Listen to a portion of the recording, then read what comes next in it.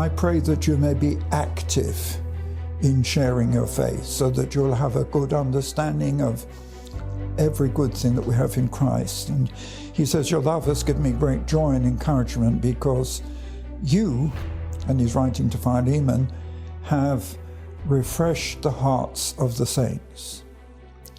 Now he comes on to something which is the real point that intrigues me here. Because in verse 8 he's saying, therefore, although in Christ I could be bold and order you to do what you do, I'm appealing to you on the basis of love. It's the first time I've seen Paul writing in quite this way, where he's saying, I could order you as an apostle and as a bishop to do something, but I'm appealing to you to do this because of love. He said, I, Paul, as an old man, I must feel some sympathy for him because I'm 90 years old, young 90 years old. And he says, Paul, as an old man, now a prisoner of Jesus Christ.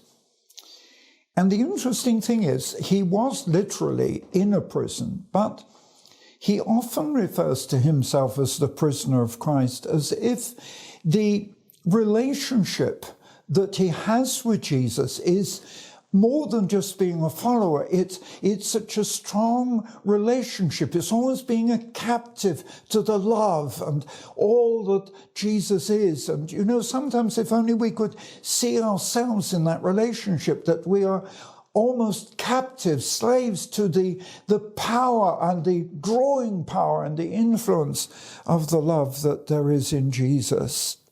And now he says, I appeal to you for my son Onesimus. Now, this Onesimus is a very unusual character. He's only mentioned really in two places we can see. I think it is the same one. There's even controversy as to whether it is the same. The other one's in Colossians chapter 4. But I think it's the same one because when you look at the connections, that who he's with and the fact that he's being sent as a messenger, I think it is the same Onesimus. I've heard many people try and translate what the name Onesimus means.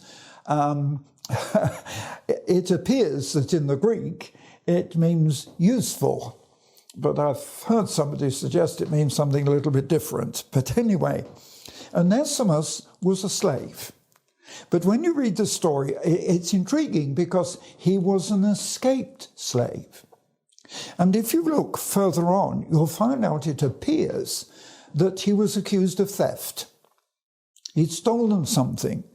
Because if you look later on, and I'm looking here in verse 18, where in sending this Onesimus back to Philemon, he says, if he's done you any wrong, or owes you anything, charge it to me. I, Paul, am writing this with my own hand. I will pay it back.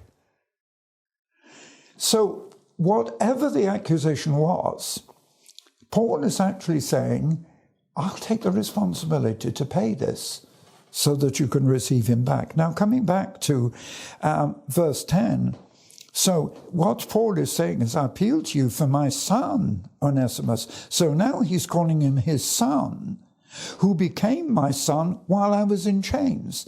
In other words, it's interesting. It's obvious that the runaway slave has somehow met Paul, and Paul has led him to Christ while he's in chains. Now, this explains a lot of what follows, because Onesimus appears to be a great help to Paul, a great comfort to him, because he goes on in verse 11 to say, formerly, while he was a slave and possibly a thief, he was useless to you, Philemon, but he's now become useful to both you and me. Now, can you see the absolute transformation from slave to fellow Christian and someone who is obviously ministering to Paul? And now Paul is saying, I'm sending him back And he speaks in such endearing terms. He who is my very heart, I send him back to you. And Paul says, I would have liked to have kept him with me so that he could take your place in helping me while I'm in chains.